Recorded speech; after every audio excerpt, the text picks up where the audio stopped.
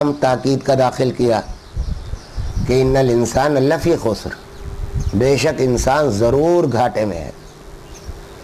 اس گھاٹے سے انسان کا لفظ ہے، مسلمان کا بھی نہیں، کسی طبقے کا نہیں، انسان کا لفظ ہے کہ وہ گھاٹے میں ہے۔ تو حقیقت تو یہ ہے کہ انسان اپنی عمر کے لحاظ سے گھاٹے کا سودا کیے ہوئے ہے۔ ہر گزرنے والا لمحہ اس کی زندگی کے لمحوں سے کم ہو رہا ہے۔ آنے والا وقت جو اجل کا مقرر ہے اس میں وقت کب رہ رہا ہے۔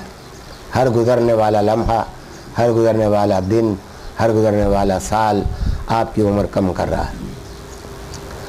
میرے والد ماجد حضرت مفتی محمد شفیع صاحب رحمۃ اللہ علیہ نے اپنی تفسیر میں کہیں شاید اسی سورت کی تفسیر میں یا کسی اور جگہ فرمایا کہ انسان کا خسارہ یہ ہے کہ اس کی مثال یہ ہے کہ ایک آدمی برف کا تاجر ہے، دھوپ میں بیٹھا ہے اور برف بیچنا چاہتا ہے، تو ہر لمحہ اس کی برف پگھل رہی ہے۔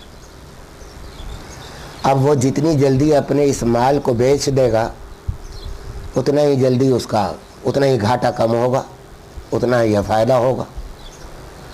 اور عمر کا معاملہ یہی ہے کہ یہ آپ کی عمر جو ہے یہ برف کی مانند ہے، گھل رہی ہے، ہر لمحہ برف کی طرح پگھل رہی ہے۔ اس کو کسی تاجر کے ہاتھ بیچ دو اور جتنی جلدی چاہو بیچ دو۔ اگر جلدی بیچ دو گے تو گھاٹا سے بچ جاؤ گے، اور اگر دیر لگاؤ گے تو دھوپ بھی ہے۔ زندگی جو ہے وہ تو دھوپ ہی کا نام ہے، کیونکہ انسان اس زندگی میں مصیبتوں اور تکلیفوں کے ساتھ پیدا کیا گیا۔ ان الانسان لفی کبد فرمایا کہ مشقتوں کے اندر پیدا کیا گیا۔ تو دھوپ میں بیٹھا ہے آدمی، برف لیے بیٹھا ہے، تاجر کی تلاش ہے۔ یہاں معاملہ یہ ہے کہ تاجر موجود ہے، اور تاجر ایسا ہے کہ وہ آپ کے اس برف کی قیمت 10 گنا تو کم سے کم دیتا ہے اور 700 گنا سے زیادہ دینے کو تیار ہے۔ وہ حق تعالی شانہ کی ذات ہے کہ آپ اپنی اس عمر کی برف کو بیچ دیں جتنی جلدی ہو سکے، اور حق تعالی شانہ سے اس کی قیمت وصول کر لیں۔ آپ کے بینک بیلنس میں وہ قیمت جمع ہو جائے گی۔ تو گھاٹا انسان کی قسمت ہے، گھاٹا اور خسران انسان کی زندگی کے ساتھ لگا ہوا، اور وہ انسان کا لفظ ہے، یہاں مسلمان کا لفظ نہیں ہے، بلکہ تمام انسانوں کے ساتھ یہ بات مشترک ہے۔ اب آگے اس صورت میں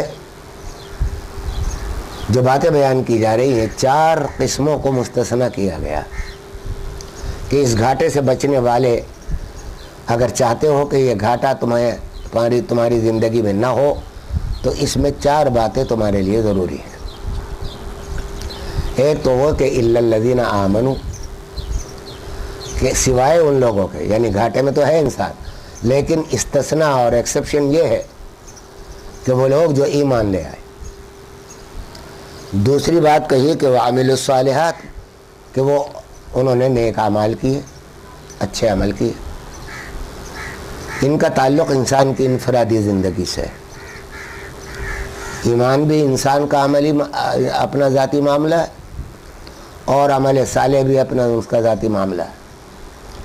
آگے 2 باتیں بیان فرما رہی ہے جو اجتماعی زندگی سے متعلق ہیں، وہ ہیں وتواصوا بالحق وتواصوا بالصبر، کہ وہ جب ایک دوسرے کو وصیت کرتے ہیں حق کی، اس میں امر بالمعروف آ گیا کہ حق کی وصیت کرتے ہیں، اور دوسرے وتواصوا بالصبر، اور دوسرے وہ بس صبر کی وصیت کرتے ہیں۔ اب اس کی ذرا تشریح مجھے عرض کر دیں۔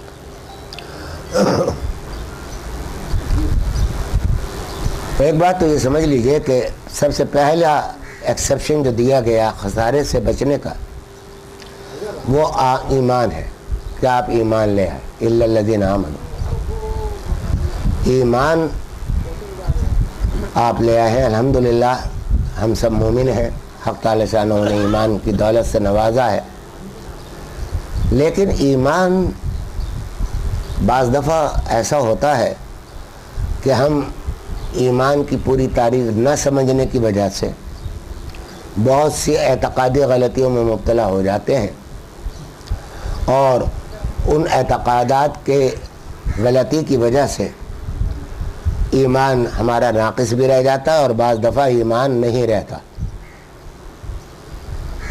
اللہ تعالی ہمیں ایسی صورتحال سے بچائے۔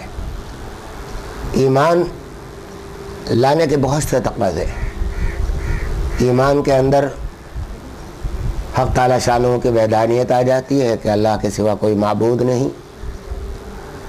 اس کے اندر انسان کی زندگی کے بعد مرنا اور مرنے کے بعد زندہ ہونا، عالم برزخ، حشر اور نشر، حساب اور کتاب، پل صراط، جنت دوزخ، یہ وہ سب تعلیمات شامل ہیں ایک لفظ ایمان کے اندر، کہ ان میں سے اگر ایک کا بھی انکار کرے گا تو آدمی مسلمان نہیں رہ سکتا۔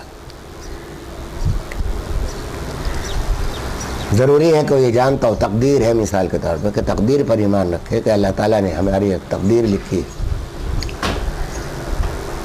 اب ایک تو ہے ایمان لانا اور ایمان کو جاننا، دوسری چیز ہے ایمان پر پختہ یقین۔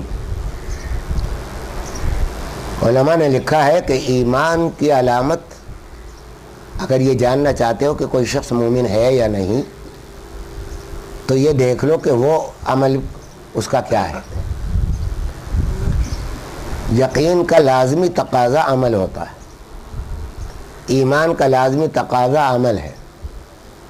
اگر میرا ایمان یہ ہے کہ حق تعالی شانہ رازق ہیں، حق تعالی شانہ میرے خالق ہیں، حق تعالی شانہ کی مرضی کے بغیر کچھ نہیں ہوتا، وہی ہمارے داد رس ہیں، مشکل کشا ہیں، تو میرا عمل یہ ہوگا کہ میں انسانوں کے بجائے اللہ ہی کی طرف جھکوں گا۔ میں نجومیوں کے پاس نہیں جاؤں گا، میں عاملوں کے پاس نہیں جاؤں گا، میں تعویذ گنڈوں پر بھروسہ نہیں کروں گا، اور دوسرے بہت سارے معاملات ہیں۔ تو اس ذات کی طرف جھکوں گا جس کے ہاتھ میں تعویذ گنڈے کرنے والے بھی ہیں اور سارے ہی لوگ ہیں، سارے اس میں اثر پیدا کرنے والے بھی ہیں، تو اسی کی ذات کی طرف جھکوں گا۔ تو ایمان اگر جاننا چاہتے ہو کہ کسی کے اندر ایمان موجود ہے یا نہیں، تو اس کی علامت ہی یہ ہے کہ وہ ایمان کے ان سارے تقاضوں پر عمل کر رہا ہو، نمازی بھی ہو، روزہ بھی رکھتا ہو، زکوٰۃ حج بھی ادا